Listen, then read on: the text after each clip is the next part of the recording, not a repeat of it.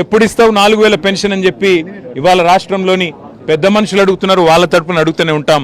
అట్లాగే ప్రతి ఒక్క హామీని అమలు చేసేదాకా వదిలిపెట్టాం. మీరు ఎన్ని నోటీసులు ఇచ్చినా, ఎన్ని డ్రామాలు ఆడినా అవన్నీ కూడా తప్పకుండా దూది పింజల్లాగా తేలిపోతాయనే మాట కూడా తప్పకుండా చెబుతూ ముమ్మాటి చేసిన వాళ్ళని ఆ దేవుడు కాపాడు.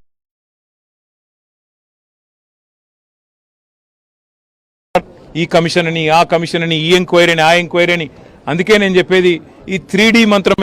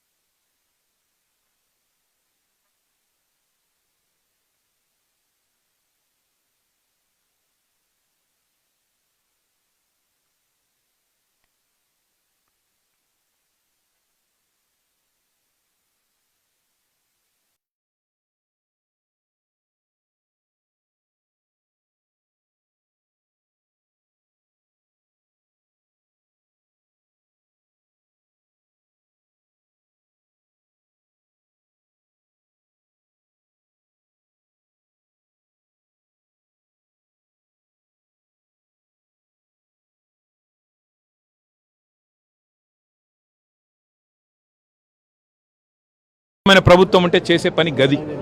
కానీ 3 నెలలు అయితే అసలు ఎస్ఎల్బీసీ టన్నెలు మీ కమిషన్ల ఆరాటంతో, మీ కక్కుర్తితోని ఏదైతే కూలిపోయిందో ఇంతవరకు అందులోంచి శవాలను కనీసం తీసే దమ్ము లేదు.